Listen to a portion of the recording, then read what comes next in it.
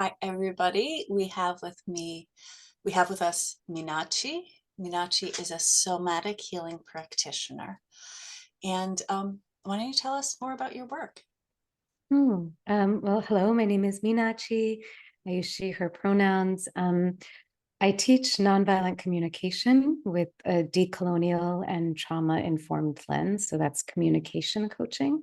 And then I also provide ancestral healing services, helping people clear intergenerational trauma from their nervous system, Mm. which, as you can imagine, it all ties into each other because the way we talk to ourselves, the way we talk to each other is often so much shaped by our histories of trauma. So clearing one supports the other. And it's with the idea that we can really find ways to speak into reality, the ways we want to be, both with ourselves and with each other in the world.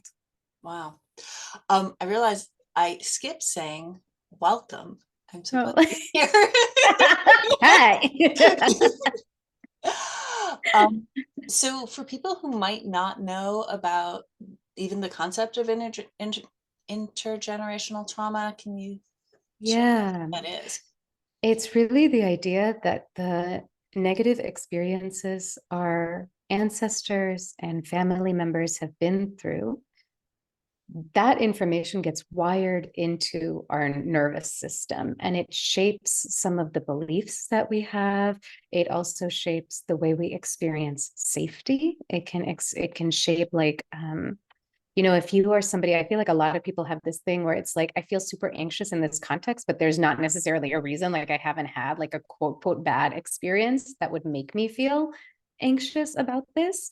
Mm. Oftentimes there's someone in the lineage who has had a very genuine experience that was scary, and your nervous system remembers, even without your brain knowing or without your words knowing, right?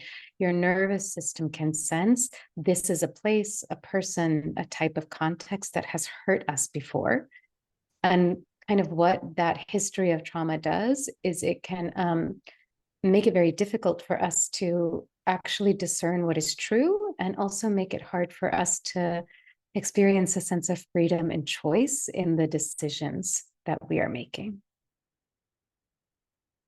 So, and is the theory that this is like um, through what's that called, epigenetics, or through through upbringing, or both? Oh, I mean, certainly a little bit of both, right? So epigenetics, I don't have like a scientific, I have like an emotional understanding of what epigenetics is, but it has to do with like the branch of research that looks at how our genes are kind of like shaped and formed, what genes turn on, turn off, etc. So like I'm trying to find a way to explain it in like, I can talk about do epigenetics. you want, I can give yeah, a do you want to, foundation of yeah, epigenetics. yeah, please Yeah, do. so epigenetics is the idea that our genes can sometimes be changed by experience. And some of the changes are just, and it's why like an 80-year-old pair of identical twins looks more different than a 2-year-old pair, Mm. because they have more and more records of what has changed. And some epigenetic changes can be passed on genetically. And trauma seems to be one of the most common.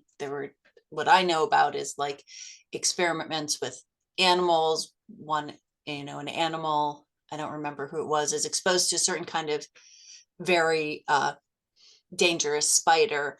Their grandchildren are more sensitized to that spider. Um, or maybe it was spiders and some other predator, but so we don't really, my understanding is the science isn't detailed enough to know. Well, they found that famine is passed down, but I think only on the Mm. mother's line or only on the father's line.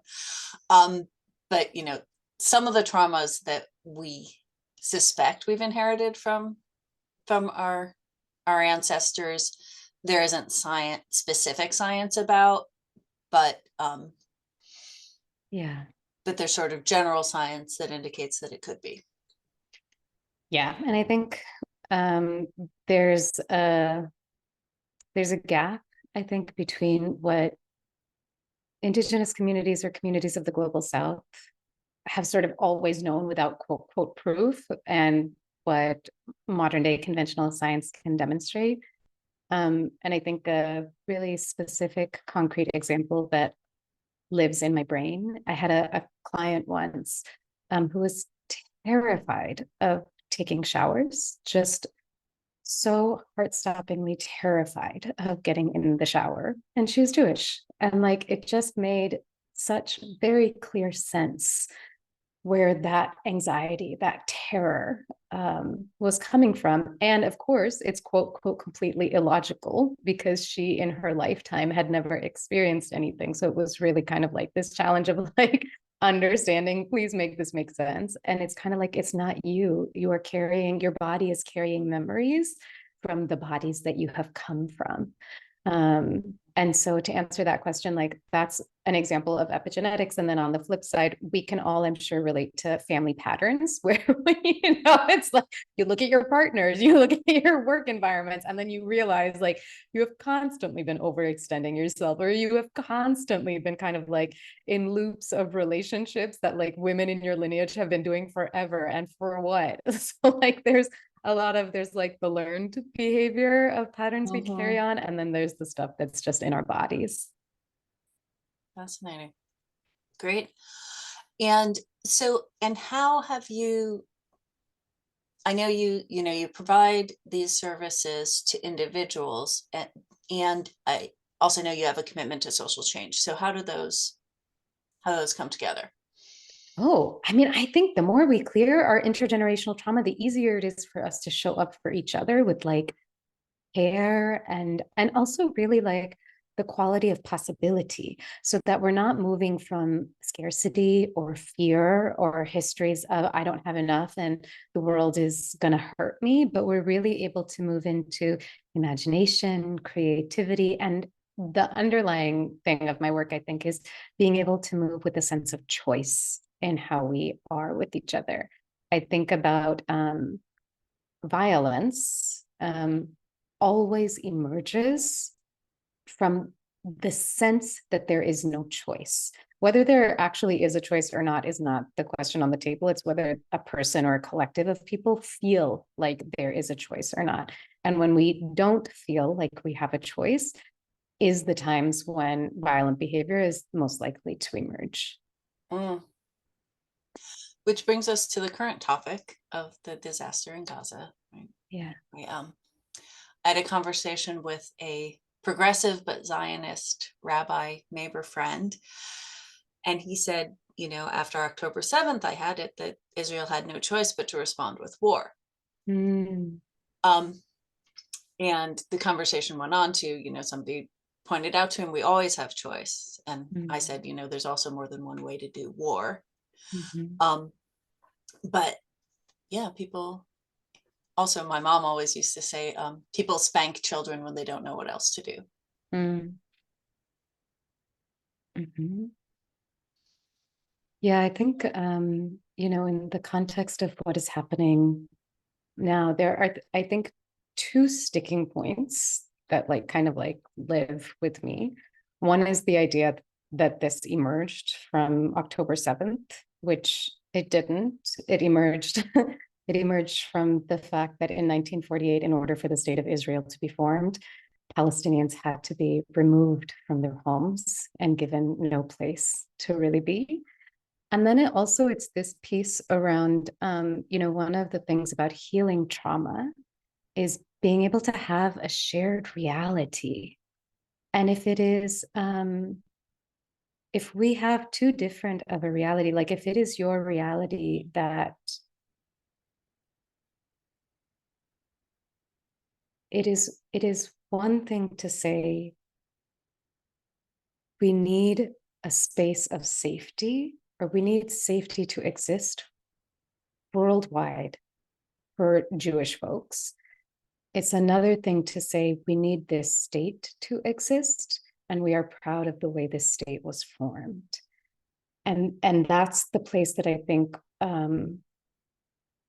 people often cannot get onto the same, really struggle to get onto the same page with. And it also, like, coming back to the sense of choice, I remember like talking to a person in my world who, the thing that he kept coming back to was like, what other choice was there after World War II? And the reality is there were other choices, and those choices were not made. Mm-hmm. Mm-hmm.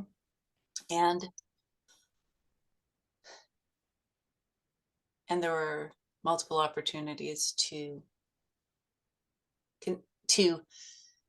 make different choices rather than justifying the choices that were made over and over Yeah. and over. Yeah. Yeah. Um, and one of the specific things that that I requested that you come talk about is how we use nonviolent communication to have conversations with people who are not sharing our reality. So Yeah. would you like to share Yeah. about that? Yeah. So I teach nonviolent communication very differently from sort of like conventional NVC practitioners. And for folks who are unfamiliar, NVC is the acronym for nonviolent communication. So I teach what I call DNVC, which is decolonizing nonviolent communication. And again, with this idea that if violence emerges from the absence of choice, then one of the things we must be rooted in is we must be rooted in choice. We must be intentional and choiceful about how we are engaging with each other, which also means the awareness of how much capacity do I have? How much capacity do I have to connect with you while remaining in connection with myself? And so I think in terms of seeking to create conversations that connect and bring us into both right relationship with each other and also on the same page, you really got to assess like what is your intention and what is your purpose going into the conversation. Because I think a lot of times people go into these conversations with someone of an opposite view with a very charged energy and also high levels of frustration of like, why don't you get this? Why don't you get this? And why don't you get why this is, Why don't you get this already? why don't you get this already? Right. And so when I'm teaching and coaching people, I often ask them to first make a choice. Do you want to show up with your authentic rage, your frustration, your anger? Is that the strategy that's most important to you? Does that self-expression, is that your primary need? And do you think that your self-expression is the thing that the other person needs to hear? And sometimes the answer is really truly yes. And then it's like go in, balls blazing, like, hit the road. If what you want is to really be able to plant seeds of transformation and invite somebody into a different perspective or a different way of understanding, inviting them in to change their reality, that requires that you have the capacity to meet them where they are. And you may not always have that capacity, but if that's the way you want to go, then you got to root into the fact that it is your job to show up and speak in a way that they can listen. And it's also our job, right, to stay anchored in our truth, and that takes practice. It takes practice when people are spinning lots of things, some of which are like true, half true, there's validity to this, how do I hold the grief, the complexity, the whatever, there's lots of nuances to lots of things, but it's that really that first point of like being anchored in your intention and then being purposeful about the way you speak and show up so that we can actually create the change that we're wanting to make through these conversations. Hmm. So what's coming up for me is I'm feeling like the conversations are coming to me, right? Mm. I'm not, I mean, I guess I am having opportunities to respond or to have a new conversation, but especially on the internet, I will share a view and somebody will come back with um, some really inflammatory reactions, name calling, Mm. um,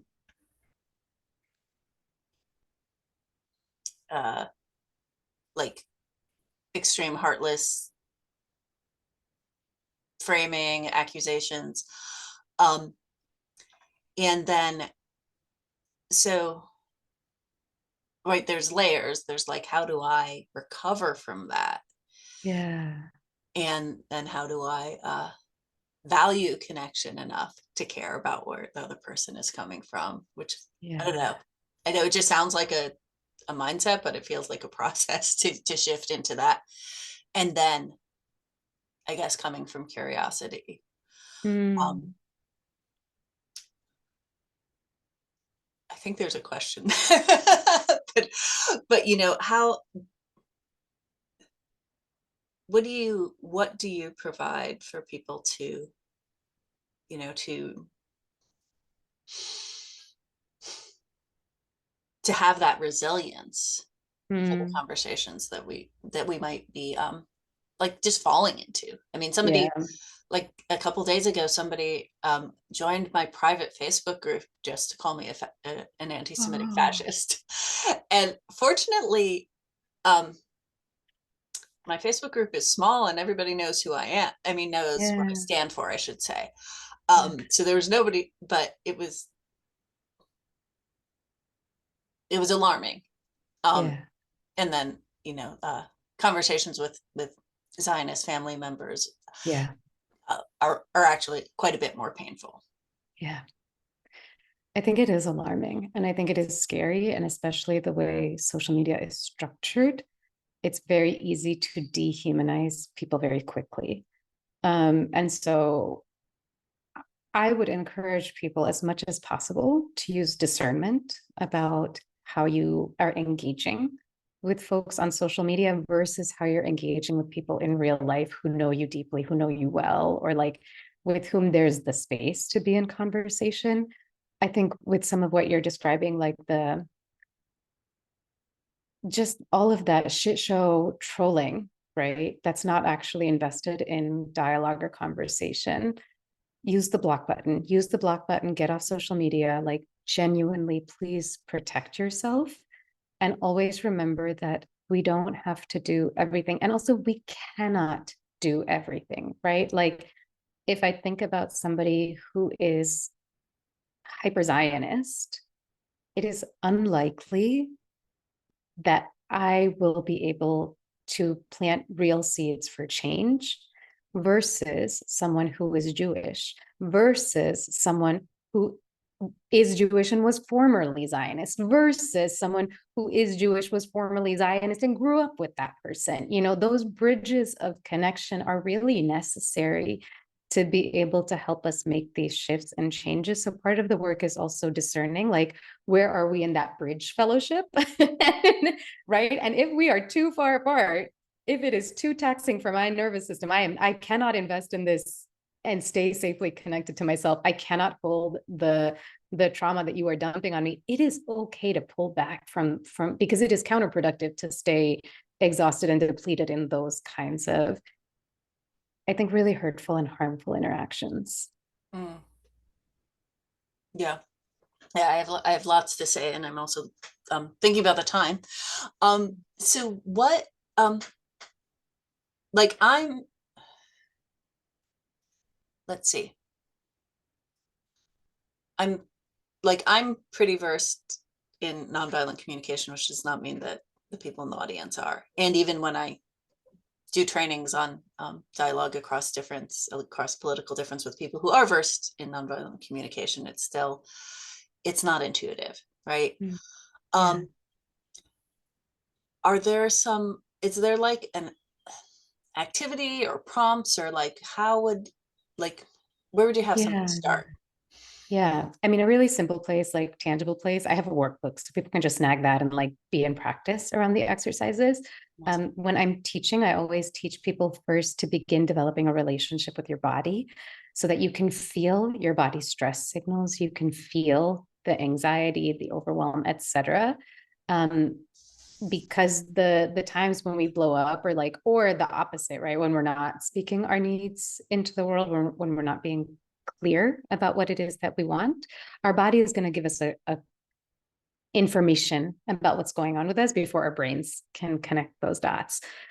So really, like, even inviting listeners right now to pause and breathe and just notice how you feel in this space with us. Like, what feels good, what feels not so good, whatever, just information. And then from there, it really is about developing an emotional vocabulary, like just having words to be able to express, it's like, I don't know, it's like, do you want a red top or do you want a magenta top or maybe vermilion? What I mean? There's physiologically in the human brain, when we're able to put a precise finger on what we're feeling and what we're needing, our body relaxes, right? To be able to say, no, it's not that I'm disappointed, I'm devastated. The body really loves it when we're able to be precise with what's going on for us. So the second step is just putting words in your word bank, like, a thesaurus, a vocabulary list, whatever, just having different ways of talking about what you're wanting and what you're needing. And from there, there's choice points of how we get to be in relationship with each other. Maybe we need to take some space and do a little bit more self-reflection and feel more grounded and connected to us before we re-engage with somebody else. Maybe we're like, oh, my cup's really full. I can put my needs on the side. I'm really available to listen to what's going on for you, right? It might be the awareness that we have that, like, oh, I really do want to continue this conversation, but it's got to be a little bit different. I need something different from you. Can we change in this way together so that we can keep talking? Or it might be, actually, this just isn't working. I don't feel trust or safety here. So we need to pause the conversation for now. I think probably one of the pros and cons of the way that I teach is that it is not formulaic. I'm not going to give you a prescriptive answer of what nonviolence is. I'm not going to give you a prescriptive answer of here's how you show up to these conversations. I am going to tell you that your authentic truth is the thing that matters. And so finding words to be authentic to yourself is how we shift the needle in these conversations. Mm. Yeah, that's very powerful. And yeah, so getting in touch with your feelings, finding words for them, your needs or what you want, what you're looking for, finding words for it, and then making a choice about what you want to do with the conversation. Yeah. And you spoke earlier about starting from where people are. Can you talk a little bit about the curiosity and listening and share getting the other person's reality side of the Yeah. equation too? Yeah. This really is a skill. So I do not say that to, like, quote toot my own horn or something like that. I say that to normalize the fact that it is hard and we get better at it through practice. So give yourself space to, like, not be good at this, and give yourself space to have conversations that maybe don't end the way that you want, and then kind of like trust that you can recoup, put the pieces back together, etc. Um, I am thinking about, like, the first kind of example that comes to mind, um, not specific to, like, to Palestine, but specific to my family. My amma and my appa, so my mother and my father, are very different people. And my amma is someone who has really, not necessarily her whole life long, but like since we came to the US, really became invested in internal growth. So there are conversations that we can have where I can, like, kind of like talk a little bit more like regular of how I talk or something like that, or like have different expectations of how the conversation will go. Whereas my appa is someone who was very violent in our household growing up, like furniture flying, names calling, all the kind of like typical stuff. But for him, right, that was how fathers show their love. We can all agree that that's a bunch of bullshit. But like, he has a very, very different context and understanding of the way the world should operate or how we should be in relationship with each other. And I am fortunate enough to have been able to do some of my own work, also to have had access to very good parts of him so that I can feel rooted in how much I know that he loves me, regardless of the behavior he demonstrates. Underneath that, I know that he loves me. And so if we have conversations, for example, about domestic violence or about like gender safety and any of these things, I have an understanding that he already doesn't understand a lot. So I'm going to change the way I talk about things. I'm going to meet him where he is at. And I'm also going to leave the conversation when I am at capacity. I'm not going to ask either of us to overwhelm ourselves and expect a good outcome. And I think the thing that is really, truly the hardest thing, particularly in a moment like this, change is needed immediately. And yet the thing that we know about relationships and transformation is that change often takes time. And so for folks who are like waist deep in these conversations with like Zionist family members and such, I really, really encourage you to resource and replenish yourselves as often as you can, to stay in those conversations also as long as you can, and to not necessarily judge the outcomes because you don't know when the shift or the breakthrough will happen. So as much as is possible, be in constant replenishment so that you can keep doing work that matters to you. Yeah, something that I'm kind of seeing is if you see that you're not likely to make a big shift in this person, to do what it takes to have yourself be okay, and then have the conversations with the people you think you can move somewhere. Yeah. Yeah, Mm. there was a couple weeks when one of my cousins was being very attacking on Facebook, and I left him multiple voice notes and messages and things, and Yeah. eventually saw him, and things got healed up, not necessarily understanding each other, but harmony, so that I was okay. And I realized like that was powerful work, yes, and that was 2 weeks that I wasn't doing anything else, Mm. right? Yeah. Wasn't doing other work to move Yeah. to move someone who could get across the line to supporting a different policy. Yeah, but it also sounds like you were doing stuff that was important for you. You know, you get to be like a human being who just wants to stay connected to your cousin. You know Yes, what I mean? yes. That, I'm much more resilient, right? When somebody yeah, comes into my private Facebook group to call me an anti-Semitic yeah. fascist, I don't know if it was a friend of my cousin. I don't know if it was someone who found me on Instagram. I have no idea who it was, but I won't say I didn't feel anything, but it was very mild because I had the resilience, and it Yeah, did not take me out for, more than an nice. hour because I had done that prior work. So Yeah. yeah. Yeah. So we're getting close to the end of our time.